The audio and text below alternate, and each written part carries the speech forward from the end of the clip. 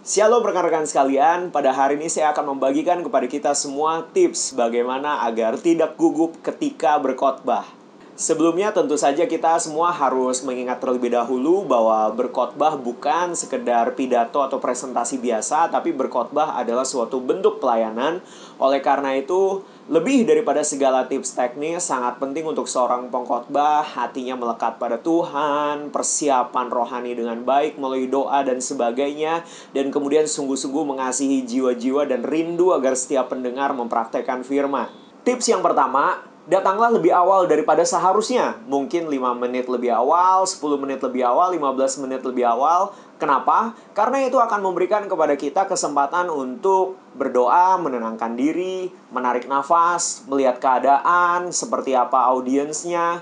Apabila kita datang terlalu mepet, apalagi terlambat, wah, itu kita akan panik. Belum mulai berkhotbah saja sudah panik. Kemudian nafas jadi tidak teratur, kemudian kita menjadi lupa semua yang tadinya kepingin disampaikan. Yang kedua adalah cek penampilan. Memang Tuhan melihat hati, kemudian ini juga adalah pelayanan rohani, akan tetapi tidak bisa dipungkiri bahwa sering sekali pengkhotbah merasa gugup karena mereka ketika sudah ada di mimbar kemudian lupa dan deg-degan. Jangan-jangan rambutnya berantakan, jangan-jangan kancingnya tidak terpasang dengan tepat, jangan-jangan ada sesuatu yang salah dengan tali sepatu dan sebagainya. Dan kemudian akhirnya kembali hilang konsentrasi, nafas tidak teratur, gugup, dan jadi lupa akan apa yang disampaikan. Oleh karena itu, cek semuanya itu sebelum naik ke atas mimbar. Jangan ketika di mimbar jadi deg-degan sendiri dan berasa diliatin seolah-olah ada sesuatu yang salah. Dan kemudian yang ketiga, pastikan Anda menyiapkan catatan. Catatan ini penting karena akan memastikan bahwa Anda tidak lari dari satu poin ke poin yang lainnya dengan berantakan. Dari poin pertama lompat ke poin ketiga atau malah tidak ada poinnya sama sekali. Pastikan Anda menyiapkan catatan. Dan jangan khawatir, zaman sekarang dengan begitu banyak pengkhotbah yang memakai PowerPoint, sesungguhnya Anda bisa memakai presentasi PowerPoint dalam tanda kutip sebagai catatan khotbah Anda. Ketika slide 1 muncul, Anda udah tahu apa yang harus Anda bagikan. Ketika slide 2 muncul, Anda tahu apa yang harus dibagikan di poin kedua. Dan yang poin keempat, yang paling penting adalah kendalikanlah situasi. Tidak bisa dipungkiri bahwa ada begitu banyak pengkhotbah yang merasa gugup dan kemudian lupa mau ngomong apa karena tidak bisa mengendalikan situasi. Ketika melihat, di ujung sana ada yang ngantuk, mulailah merasa terintimidasi. Aduh, jangan-jangan khotbah saya membosankan, dan kemudian jadi blank apa yang disampaikan. Aduh, di sudut sana ada yang ngobrol sendiri. Aduh, jangan-jangan khotbah saya sedang dipertanyakan atau bahkan tidak menarik, jadi blank sendiri.